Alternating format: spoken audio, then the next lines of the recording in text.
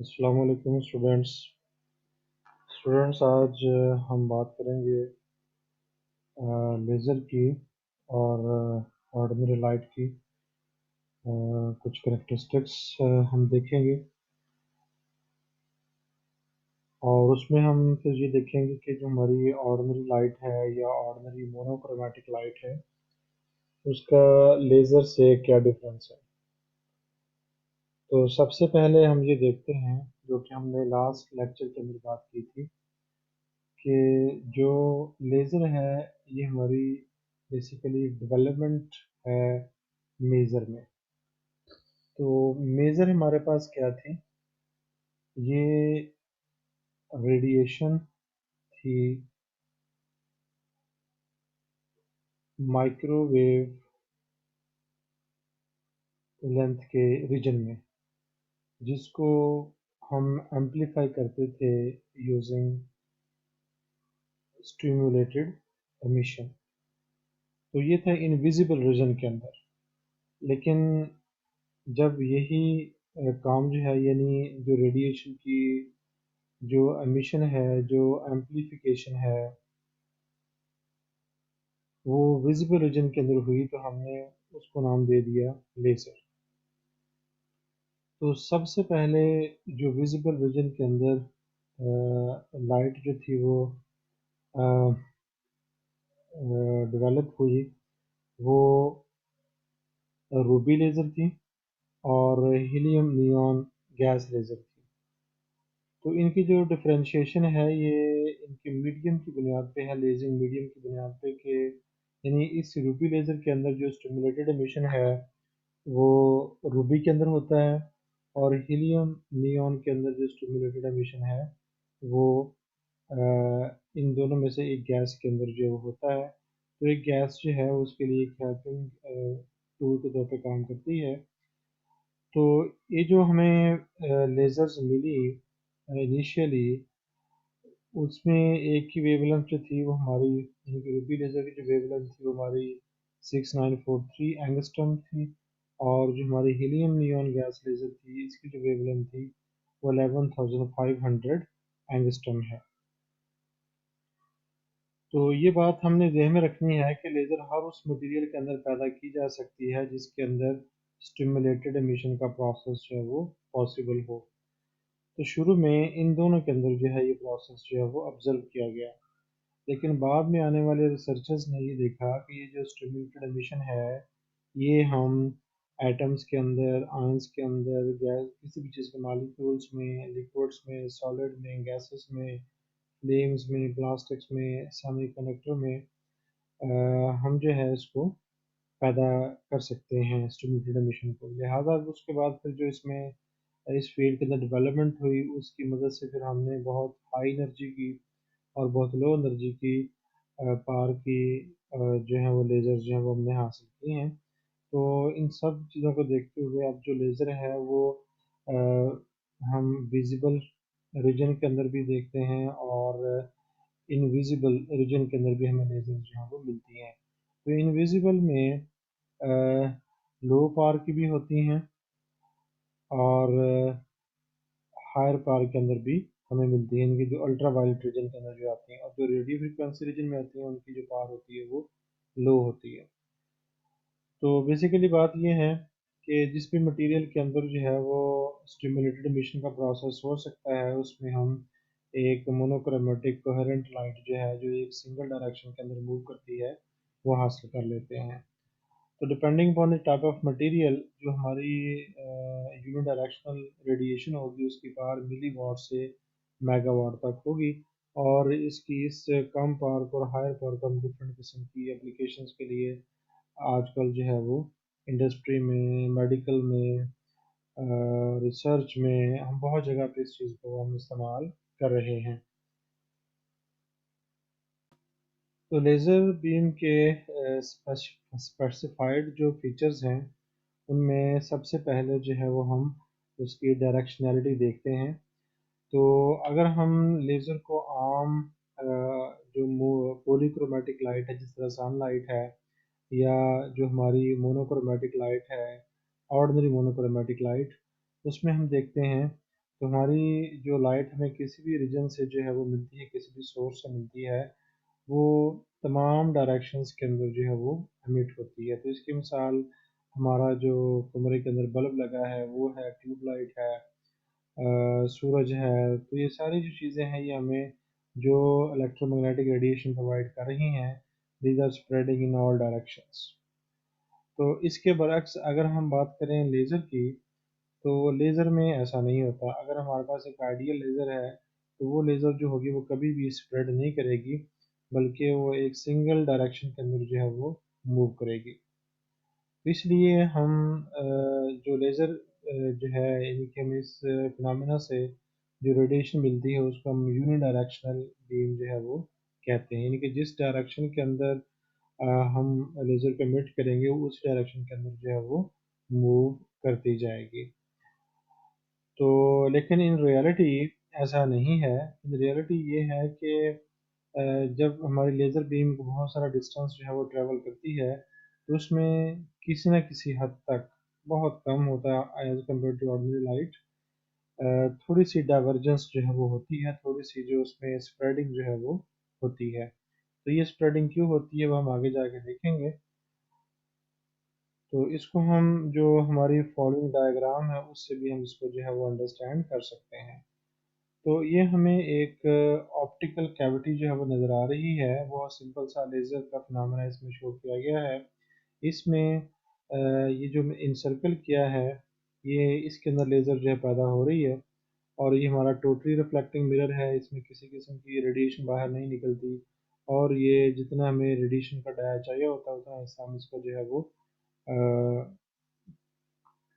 Partial reflecting जो है वो कर लेते हैं, जिसकी वजह से हमें लेज़र बीम जो है वो अपनी रिक्वायरमेंट के मुताबिक उसकी आउटपुट पे मिलती है। तो जो गौरतलब बात है वो ये है कि जब हम इसकी आउटपुट पे देखते हैं, तो यहाँ पे बीम का डायामीटर देखें तो कम है, और यहाँ पे बीम का डायामीटर देखें तो वो थोड़ा सा ज़्यादा है। इसका मतलब ये है कि हेयर इज सम स्प्रेडिंग।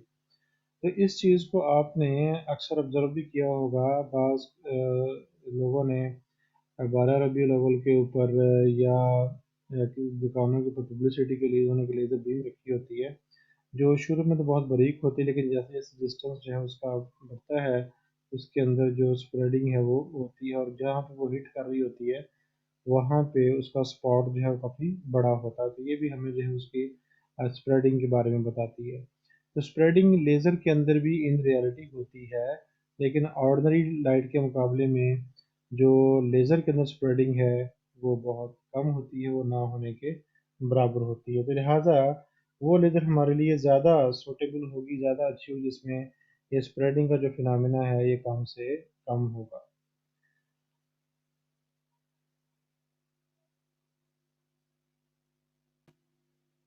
तो जो हमारी यूनिट डायरेक्शनैलिटी है लेज़र की, उसको हम मैथमेटिकली जो है वो एक एंगल की सूरत में मेजर करते हैं, और वो क्या है उसके बाद हम यहाँ पे हम उसको प्रूव भी करेंगे। तो वो जो डायरेक्शनैलिटी है उसको हम मेजर करते हैं बीम डाइवर्जेंस की सूरत में। और बीम डाइवर्जेंस क्या है, आमतौर पर हम इसको जो है वो इन सिंपल वर्ड्स जो है वो स्प्रेडिंग जो है वो कह सकते हैं। लेकिन इसको हमने किस तरह बेहतर तौर पर डिफाइन करना है, वो चूँकि इसकी जो स्प्रेडिंग है वो थ्री डायमेंशनल होती है, जिस तरह एक थ्री डायमेंशनल एंगल होता है, जिस तरह ये आपको नज़र आ रहा है, एक कोन की सूरत में इसके अंदर जो है वो स्प्रेडिंग होती है। इसलिए जो स्प्रेडिंग जो होती है ये विद रिस्पेक्ट टू एंगल जो है वो मेजर की जाती है। और इसको हम कैसे मेजर करते हैं कि it is the angular measure of increase. Increase किस में? इंक्रीज इन डायमीटर, कि कितना डिस्टेंस ट्रेवल करने के बाद इसके डायमीटर में कितना इजाफा जो है वो होता है। तो जिसमें एक स्पेसिफिक डिस्टेंस के बाद डायमीटर में इजाफा ज़्यादा होगा, उसकी बीम डाइवर्जेंस जो है वो ज़्यादा होगी। यानी अब ये कह सकते हैं यहाँ पर जो बीम डाइवर्जेंस है वो कम है, यहाँ पे कुछ और है, और यहाँ पे जो बीम डाइवर्जेंस है वो ज़्यादा है। बीम डाइवर्जेंस बेसिकली है क्या? Increase in diameter, increase in beam diameter with respect to distance, के डिस्टेंस के जितना हमारी जो लेज़र बीम है वो ट्रेवल कर रही है, तो डिस्टेंस के लिहाज से उसके डायमीटर में कितना इजाफा जो है वो हो रहा है। और वो जो डायमीटर की मेजरमेंट है वो हमने उसका जो एक सरफेस बनेगा, सर्कुलर सरफेस बनेगा किसी ऑब्जेक्ट के ऊपर, किसी स्क्रीन के ऊपर, उससे जो है वो हम मेजर करेंगे। तो अब हम इसकी जो एंगुलर मेजरमेंट है डाइवर्जेंस की वो हम देखते हैं।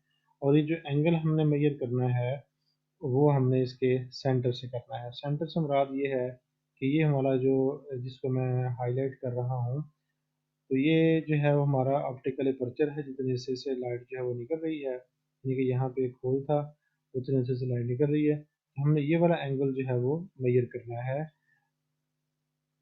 यानी कि हमने ये वाला एंगल मेजर नहीं करना, बल्कि जो हमारी बीम का एक्सिस है जहाँ पे वो एंड हो रहा है, वहाँ पे हमने जो है उसका एंगल जो है वो मेजर करना, जो कि इस डबल हेडेड एरो से शो भी किया गया है।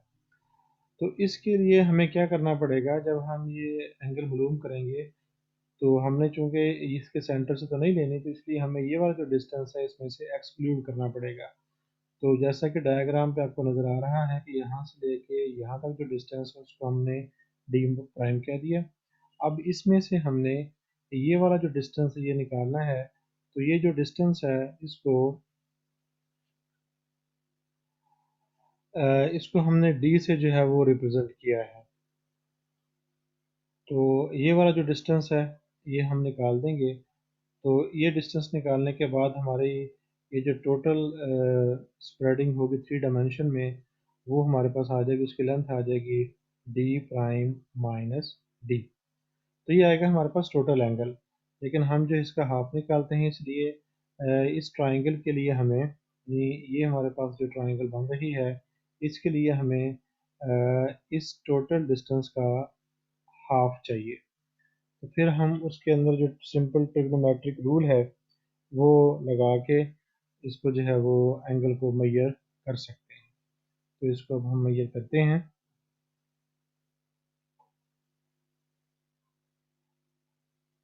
तो जैसे कि भी हमने बात की है कि हमने जो ट्राइंगल इस्तेमाल करनी है वो हमारी ये ट्राइंगल है, और इसका हमने ये वाला एंगल जो है ये मेजर करना है। तो इसके लिए हमें इसका जो परपेंडिकुलर है, तो परपेंडिकुलर इसका जो बनता है वो हमारे पास आएगा D prime minus D divided by 2, यानी ये हमारा परपेंडिकुलर है। और बेस जो है वो हमारी ये लेंथ है। तो जब हम इसको रीअरेंज करते हैं तो फिर हमारे पास जो है वो ये रिज़ल्ट आ जाता है। और जब आप इसे मज़ीद करते हैं और थीटा की वैल्यू निकालते हैं, तो फिर हमारे पास जो है वो ये रिज़ल्ट आ जाता है। तो ये हमारे पास जो है हमारी बीम का जो है वो एंगल ऑफ डाइवर्जेंस जो है वो आ गया है। तो जितना किसी बीम का ये एंगल ज़्यादा होगा, उतनी उसके अंदर जो डाइवर्जेंस है वो ज़्यादा हो रही होगी। और जितना किसी में ये एंगल कम होगा, उतनी डाइवर्जेंस उसमें कम होगी। तो laser beam have least divergence and remain parallel over a long distance as compare to ordinary light. तो जहाँ तक इसके अंदर डाइवर्जेंस ना होने के बराबर हो, यानी उसकी जो रेज हैं वो पैरेलल रहें, तो उस स्पेसिफिक लेंथ को हम रैले रेंज का जो है वो नाम देते हैं। यानी जो हमारी प्रीवियस डायग्राम है, तो उसमें अगर हमारी जो रेस हैं वो यहाँ तक जो है वो पैरेलल रहती हैं, तो हमारी जो रेले लेंथ होगी वो इतनी होगी, रेले रेंज जो है वो इतनी होगी। यानी जितनी रेंज तक हमारी जो वेव्स हैं, जो रेस हैं लेज़र की, वो पैरेलल रहती हैं, उस रेंज को हम, उस लेंथ को हम रेले रेंज या रेले लेंथ का नाम जो है वो देते हैं। तो अब हम देखते हैं फुल एंगल डाइवर्जेंस। तो फुल एंगल डाइवर्जेंस क्या है? तो न्यूमेरिकली जो है, जो हम इस्तेमाल करते हैं टर्मिनोलॉजी उसकी डाइवर्जेंस को देखने के लिए, वो सिंपल डाइवर्जेंस नहीं बल्कि फुल एंगल डाइवर्जेंस जो है वो हम देखते हैं। तो फुल एंगल डाइवर्जेंस की सूरत में जो बीम की डाइवर्जेंस है वो मेजर की जाती है। और ये डाइवर्जेंस, फुल एंगल डाइवर्जेंस है क्या? तो it is the twice of the angle that the outer as of the beam makes with the axis of the beam. तो आउटर एज से मुराद क्या है? हमारी जो लेज़र बीम है, फर्ज करें, चलें हम इसको प्रीवियस डायग्राम की सूरत में ही देखते हैं। तो वहीं पे इसको स्टडी कर लेते हैं। तो यहाँ पे हमें इसकी डाइवर्जेंस जो है वो नज़र आ रही है। यहाँ सेंटर में इसकी जो इंटेंसिटी होगी वो मैक्सिमम होगी।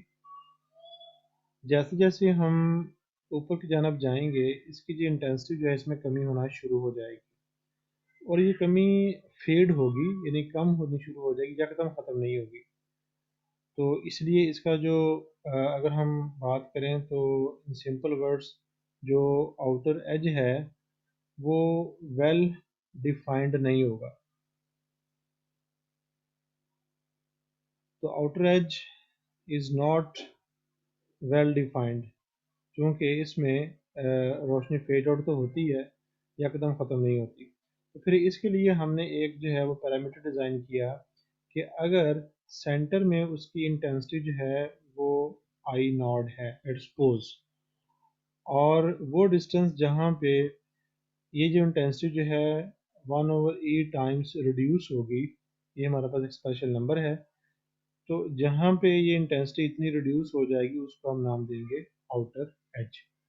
यानी जो हमारी सेंट्रल पे यहाँ पे जो इंटेंसिटी है उसका इतना पार्ट जब रिड्यूस हो जाएगा तो उस हिस्से को, उस इमेजिनरी लाइन को हम उसका आउटर एज जो है वो कहेंगे। तो यहाँ पे अगर फर्ज करें कि यहाँ पे ये इंटेंसिटी जो है हमारी, यहाँ पे जो इंटेंसिटी है वो आई नॉट है, और यहाँ पे जो इंटेंसिटी है वो आई नॉट का 1/एप्सिलॉन नॉट है। तो इसका मतलब ये हमारा आउटर एज है। तो इसका मतलब ये नहीं है कि यहाँ पे रेडिएशन नहीं होगी, यहाँ पर भी होगी, लेकिन उसको हम आउटर एज कंसीडर नहीं करेंगे। यहाँ पर उसके जो इंटेंसिटी उसमें जो फॉल है बहुत तेज़ी से जो है वो आएगा, लेकिन वो यकदम जो है वो ख़त्म नहीं होगी। तो आई थिंक आपको पता चल गया होगा कि आउटर एज से मुराद जो है वो क्या है। तो आउटर एज का जो हमारी बीम के सेंटर से एंगल बनता है उसको हम फुल एंगल डाइवर्जेंस जो है वो कहते हैं, डिफाइन भी कर दिया गया है। The edge of a beam is a point at which beam intensity decreases 1/e times its value at the center। तो जो प्रीवियस हमने डिस्कशन की अभी थोड़ी देर पहले, तो आप उसको देखिए जाइए, जो डेफिनेशन है इसको जो है वो समझ सकते हैं। तो अब जब हम इसको मेजर करते हैं तो हमें इंफॉर्मेशन क्या मिलती है। तो इंफॉर्मेशन हमें ये मिलती है कि कितनी तेज़ी से हमारी बीम जो है वो स्प्रेड आउट हो रही है, कितनी तेज़ी से वो जो है वो along perpendicular to the direction of propagation वो फेड आउट हो रही है। तो चूंकि ये, जैसे मैंने अभी बात की है कि ये एंगुलर मेजरमेंट है, लिहाजा इसको मेजर करने के लिए हम डिग्री, मिनट्स और सेकंड्स की बात करते हैं, लेकिन जो ऐसा यूनिट है डिस्टेंस के मेजरमेंट का वो रेडियन है। तो इसलिए इसको जो है वो रेडियंस के अंदर जो है वो दिया जाता है। तो अब अगर रेडियंस के अंदर हमें किसी चीज़ की डाइवर्जेंस दी गई हो तो उसका मतलब क्या है, तो उसके लिए हम एक सिंपल सी एग्जांपल जो देख लेते हैं। लेकिन उससे पहले हमें ये पता होना चाहिए कि बीम डाइवर्जेंस क्या है। बीम डाइवर्जेंस क्या है उसको दोबारा देख लेते हैं कि ये है इंक्रीज इन बीम डायामीटर। तो हम पिछली स्लाइड्स के अंदर डिस्कस भी कर चुके हैं, increase in beam diameter with respect to distance. जितना डिस्टेंस जो है हमारी वेव ट्रेवल कर रही है तो उसके लिहाज से हमारी बीम के डायमीटर में कितना इजाफा हो रहा है। तो अगर हमारी बीम डाइवर्जेंस जो है वो 1 मिली रेडियन है, तो इसका मतलब ये है कि जब हमारी वेव हमारी जो रेडिएशन है 1 मीटर का डिस्टेंस ट्रेवल करती है, तो हर 1 मीटर के बाद उसके डायमीटर में 1 मिलीमीटर का जो है वो इजाफा होता है, यानी कि 1 मिलीमीटर जो है वो स्प्रेड होती है आफ्टर एवरी मीटर। तो ये मतलब है बीम डाइवर्जेंस का। तो जिसकी ये वैल्यू ज़्यादा होगी उसमें स्प्रेडिंग ज़्यादा होगी, और जिसकी ये वैल्यू कम होगी उसकी स्प्रेडिंग जो है वो कम होगी। तो बीम डाइवर्जेंस जिसकी लेट्स सपोज कि 0 मिलीमीटर है, 0 मिली रेडियन सॉरी, यानी अगर हम कहें कि 0 मिली रेडियन है अगर किसी की बीम डाइवर्जेंस, इसका मतलब ये है कि वो कभी भी डाइवर्ज नहीं होगी, वो स्ट्रेट जो है वो मूव करती रहेगी। तो वो unit straight ideal unit directional होगी। तो ऐसा होता नहीं है, लेकिन as compare to other lights, ordinary lights, हमारी जो लेज़र लाइट है, इट इज़ मोर डायरेक्शनल। हम ये कह देते हैं कि इट इज़ मोर डायरेक्शनल। ये 100% डायरेक्शनल नहीं है, इसमें चूँकि कुछ ना कुछ स्प्रेडिंग जो है वो होती है। ये हमारा एक्सपेरिमेंटली ऑब्जर्व्ड फैक्ट है। तो अब हम इसकी जो नेक्स्ट प्रॉपर्टी है लेज़र की, वो देखते हैं जो इसे आम ऑर्डिनरी जो लाइट है उससे डिफ्रेंशिएट करती है। तो वो है इसकी मोनोक्रोमेटिसिटी। तो जैसा कि आप इसको स्कूल फिजिक्स में, कॉलेज के अंदर इंटर में पढ़ चुके हैं कि मोनोक्रोमेटिक से मुराद क्या है। तो जब लफ्ज़ मोनोक्रोमेटिक में आता है तो इसका मतलब ये होता है कि सिंगल वेव लेंथ, यानी इसके अंदर एक ही वेवलेंथ जो है वो मौजूद है, एक ही कलर जो है वो मौजूद है। तो अब जो हमारी लेज़र लाइट है वो भी मोनोक्रोमेटिक है, जैसे कि हमने पढ़ा हुआ है। और जो मोनोक्रोमेटिक लाइट है ये भी हमें कुछ एलिमेंट्स से जो है वो मिलती हैं, जैसा कि हमारा सोडियम है। सोडियम से आपको पता है कि आपको जो येलो लाइट जो है वो मिलती है, तो ये भी मोनोक्रोमेटिक है। लेकिन एलिमेंट्स की मोनोक्रोमेटिक लाइट और जो लेज़र सोर्स की मोनोक्रोमेटिक लाइट है, इसमें कुछ फ़र्क है।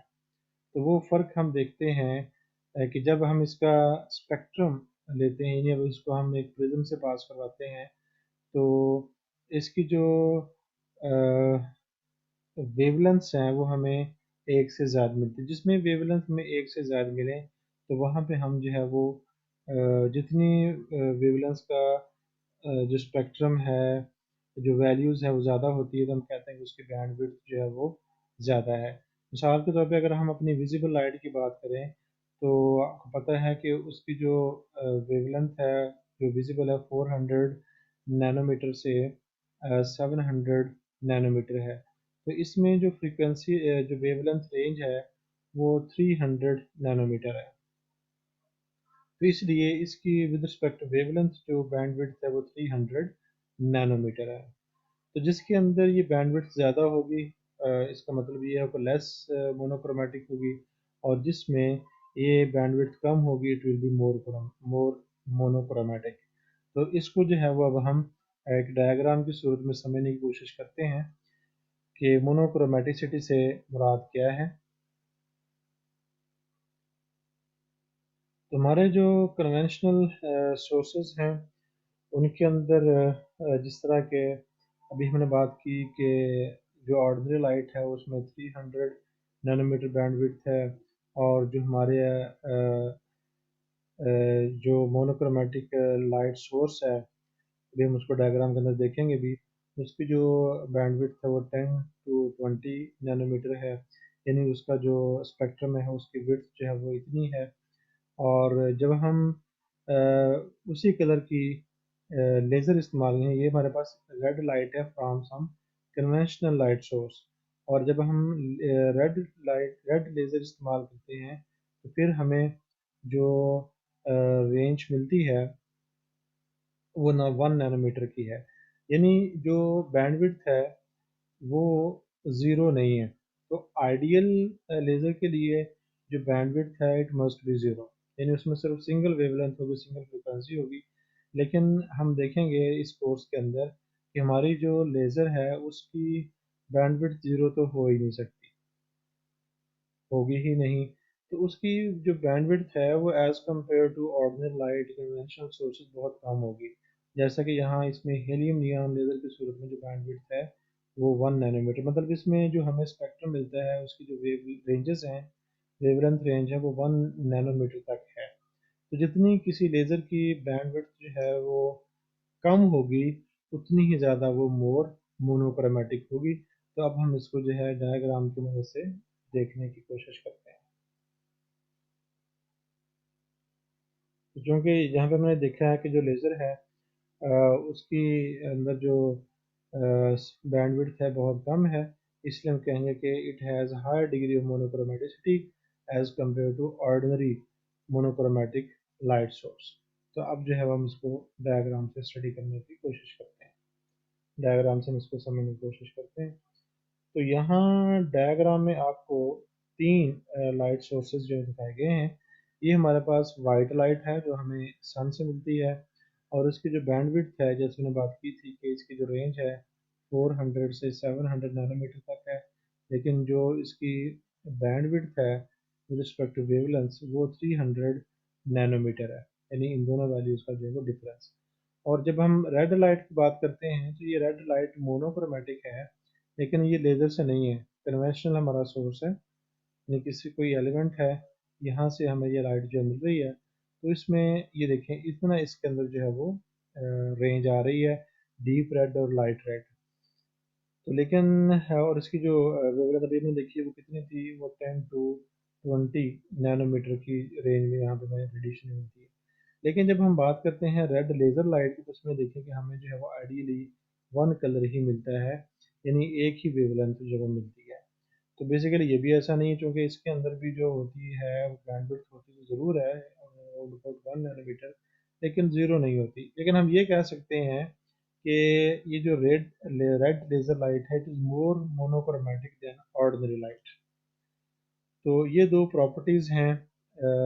बाकी नेक्स्ट प्रॉपर्टीज़ इंशाल्लाह हम नेक्स्ट लेक्चर के अंदर देखेंगे। तो पहली प्रॉपर्टी ये कि हम जो लेज़र जो है इट इज़ मोर यूनिडायरेक्शनल, और दूसरी प्रॉपर्टी ये है कि हमारे जो लेज़र हैं इट इज़ मोर मोनोक्रोमेटिक, जो रियल लेज़र्स हैं।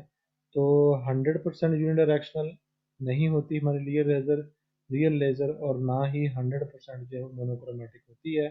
तो order of monochromaticity, degree of monochromaticity, degree of unidirectionality, वो हमारी लेज़र लाइट में as compare to conventional light sources ज़्यादा होती है। तो बाकी जो अगली प्रॉपर्टीज़ हैं इंशाल्लाह हम नेक्स्ट लेक्चर के अंदर देखेंगे। अस्सलाम वालेकुम।